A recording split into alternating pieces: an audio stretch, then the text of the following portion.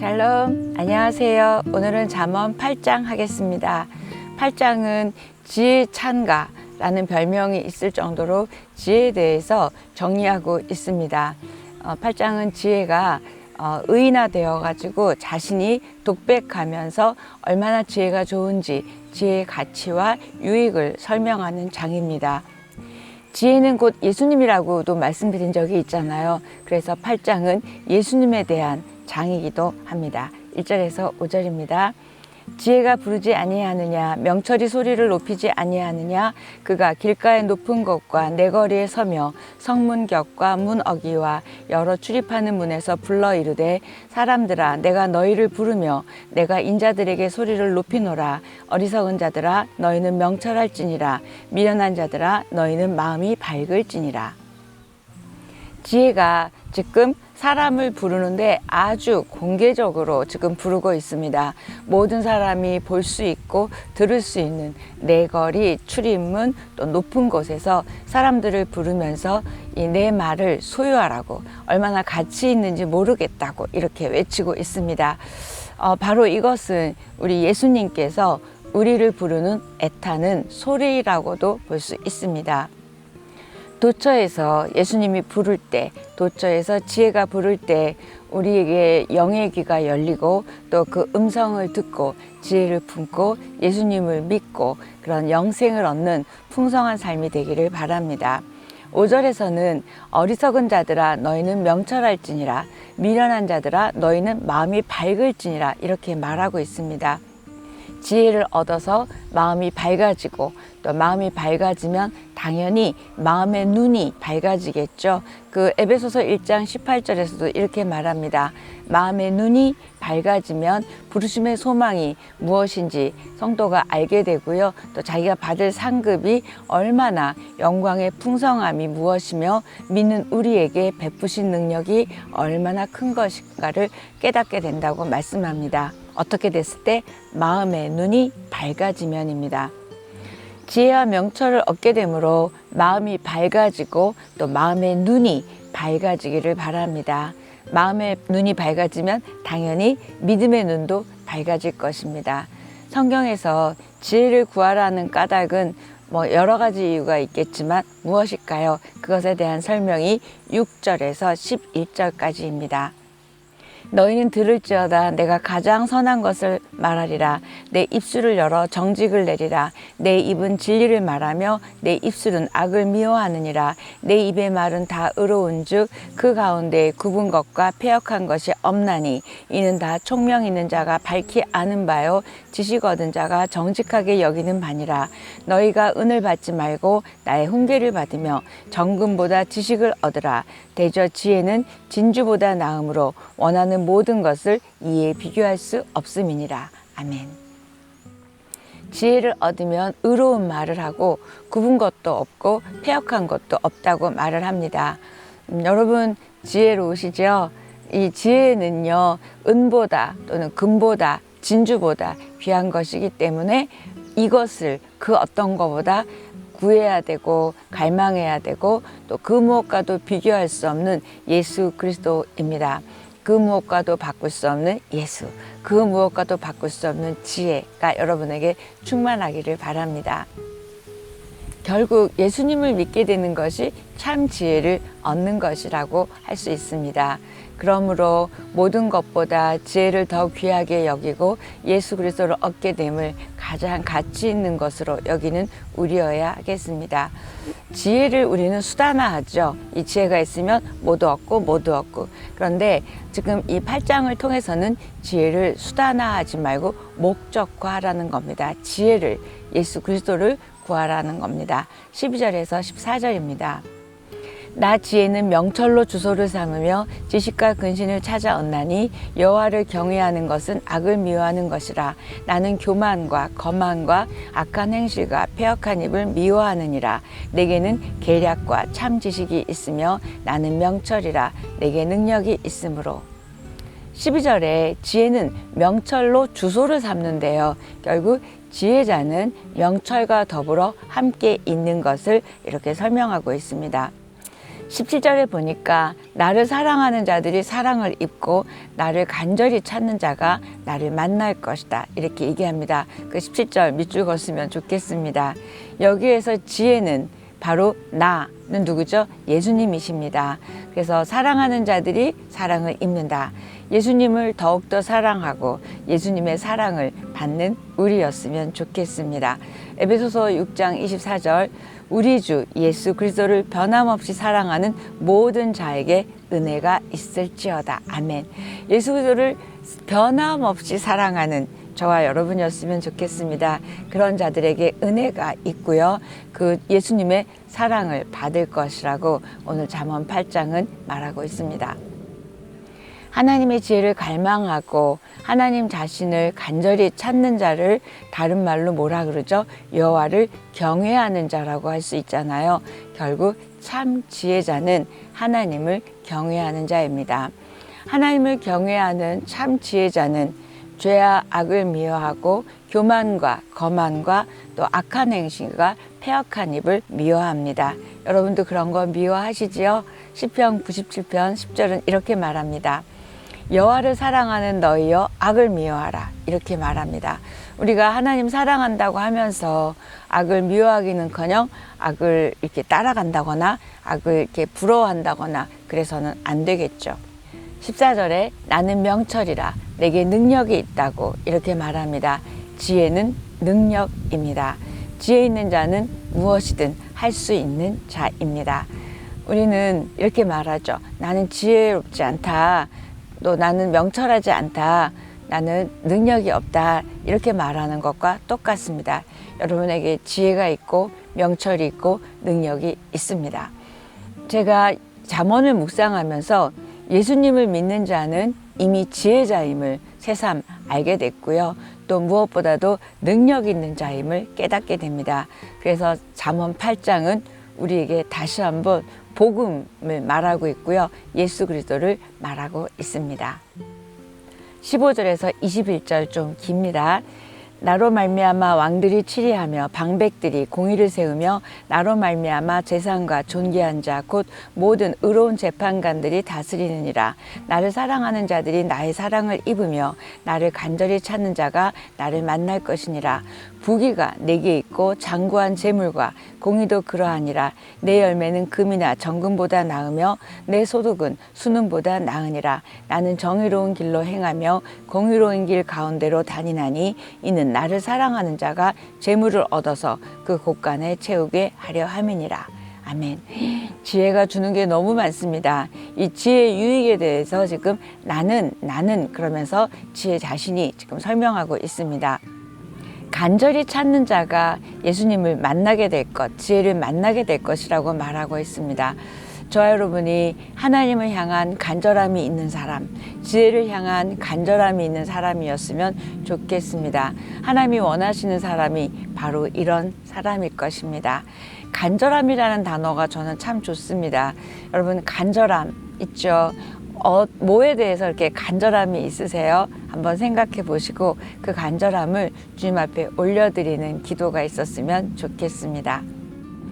간절함이란 어떤 것을 이루어내는데 어떤 굉장히 중요한 원동력이 바로 간절함인 것 같습니다.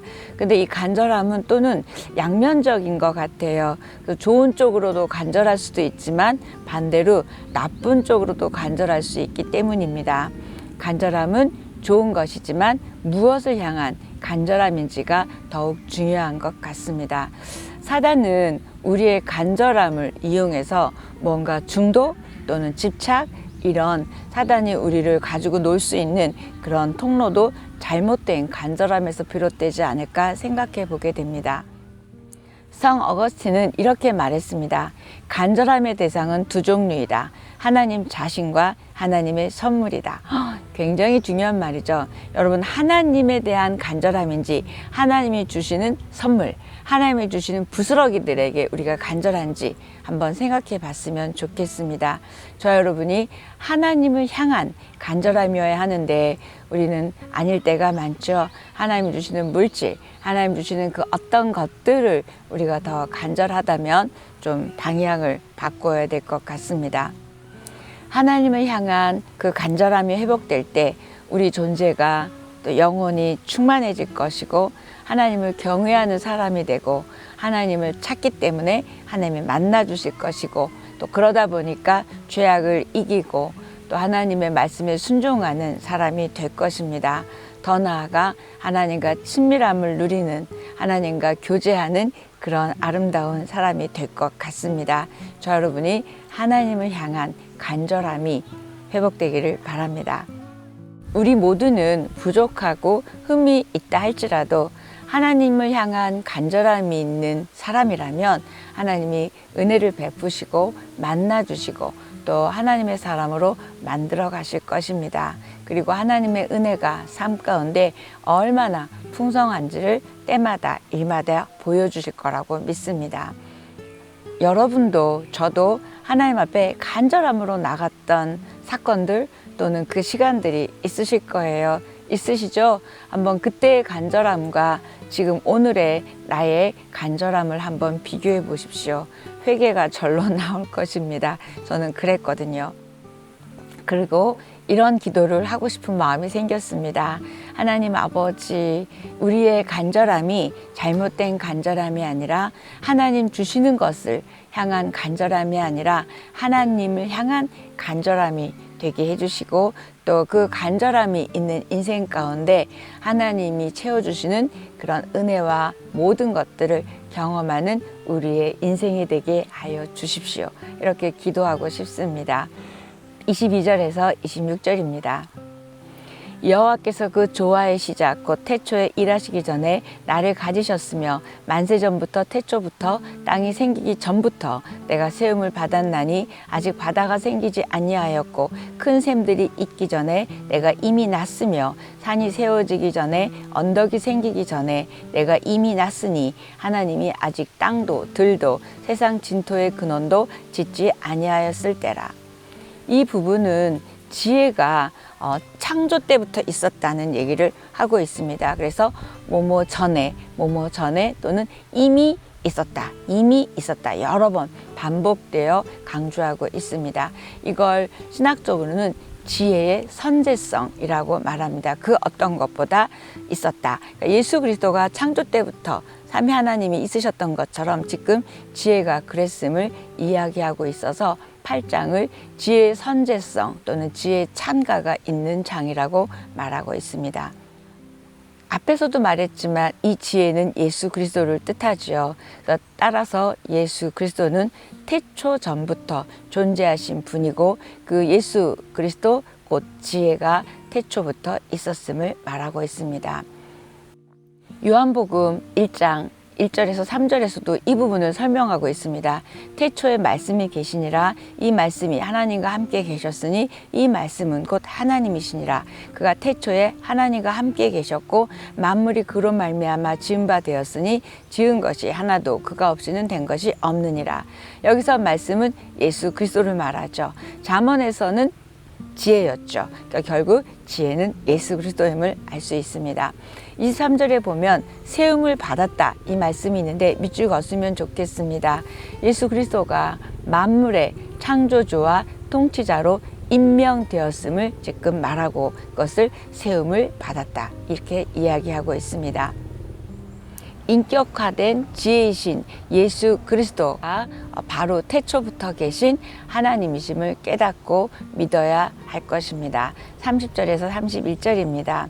내가 그 길에 있어서 창조자가 되어 날마다 그의 기뻐하신 바가 되었으며 항상 그 앞에서 즐거워하였으며 사람이 거처할 땅에서 즐거워하며 인자들을 기뻐하였느니라.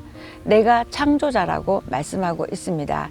예수님은 해와 달과 별, 이 모든 것을 하나님과 함께 만드신 창조자가 되셨고 또 하나님의 기뻐하신 바가 되었고 또 하나님 앞에서 항상 즐거워했다고 지금 오늘 본문은 말하고 있습니다. 저와 여러분도 하나님의 기뻐하신 바가 되고 하나님 앞에서 즐거워하기를 바랍니다. 결론 32절에서 36절은 이렇게 말합니다.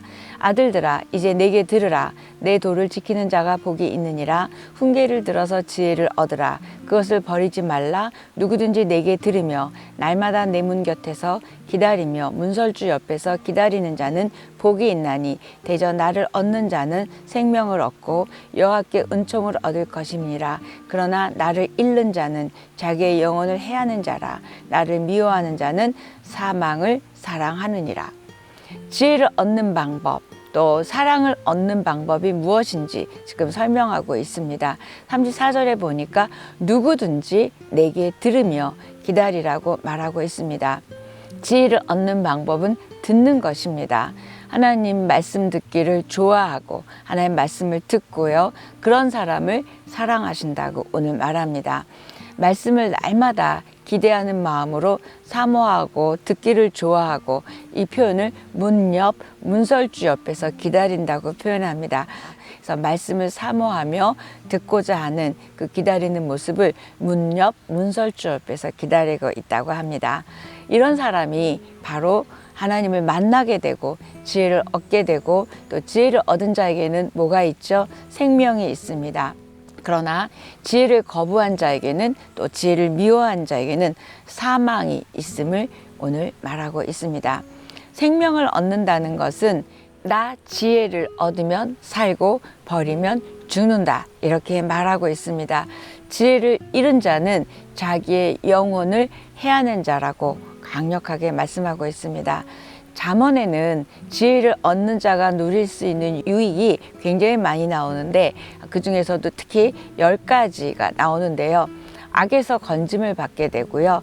평강을 얻고 부귀와 생명과 은총과 장수와 사람을 얻게 되고 그다음에 지식이 더하고 장래가 보장되고 소망이 끊이지 않는다. 지금 제가 각 장절에 쭉 있는 말씀을 그냥 이렇게 말씀드린 거예요. 이거 외에도 지혜를 통해서 얻는 그 누릴 수 있는 유익이 너무너무 많습니다.